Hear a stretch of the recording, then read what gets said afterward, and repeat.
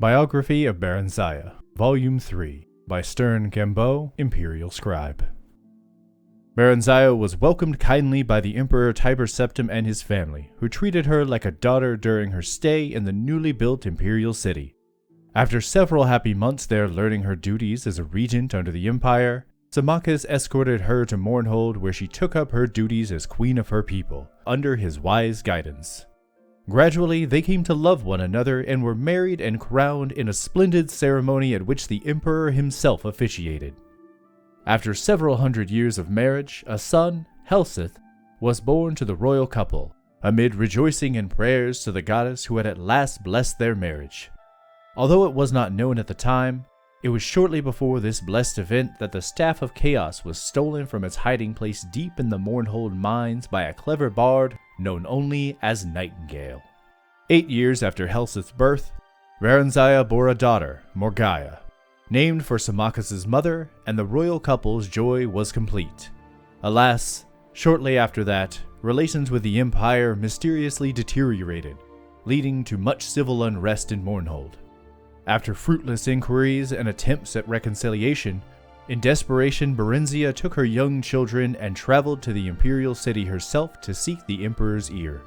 Symmachus remained in Mournhold. During her audience with the emperor, Barenziah, through her magical arts, came to realize, to her horror and dismay, that the so-called emperor was an impostor, none other than the bard Nightingale who had stolen the Staff of Chaos. Exercising great self-control, she concealed this realization from him. That evening, news came that Symmachus had been killed in battle, and that Mournhold had been taken by the rebels. Barenziah knew not where to seek help, when a knock sounded at the door. It was Eadweir, king of Wakerest, and an old friend of Uriel Septim and Symmachus. He comforted her, pledged his friendship, and confirmed her suspicion that the emperor was indeed an impostor, and none other than Jagar Tharn, the imperial battle mage. Tharn had supposedly retired from public work and put his assistant, Rhea Silmain, in his stead. As it seemed, Tharn had never left the imperial city.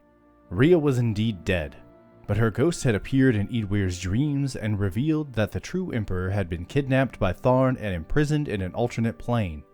Tharn had then used the Staff of Chaos to kill her when she attempted to warn the council of his nefarious plot.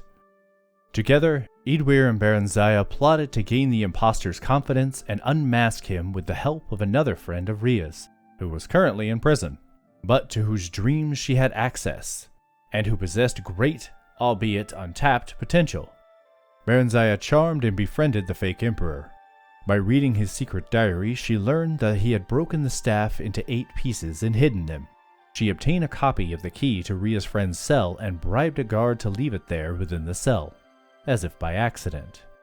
Their champion, whose name was unknown even to Barenziah and Eadweir, made his escape through a shift gate Rhea had opened in a dark rat-infested corner of the prison where the cowardly goblin guards feared to venture.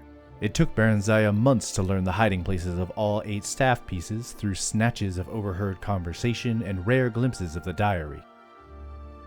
Once she had the vital information, she and Eadweir fled to Wakerest, where they managed to stave off the sporadic efforts of Tharn's henchmen to obtain revenge. Tharn, whatever else might be said of him, was no one's fool save perhaps Barenziah's, and he concentrated most of his efforts in tracking down and destroying the great champion. As we all now know, the brave, tireless, and forever nameless champion was successful in reuniting the Staff of Chaos. With it, he destroyed Tharn and rescued the true emperor, Uriel Septim VII. Following the restoration, a grand state memorial service was held for Symmachus in the imperial city, befitting the man who had served the Septim family for so long and so well. Barenziah and good King Eadweir had come to care deeply for one another, and had married in the year after the flight from Imperial City. Her children remained with her, and a regent was appointed to rule Mournhold in her absence. She planned to return after Eadweir's death. He was elderly when they wed, so she knew that that event, alas, could not be far off as the elves reckon time.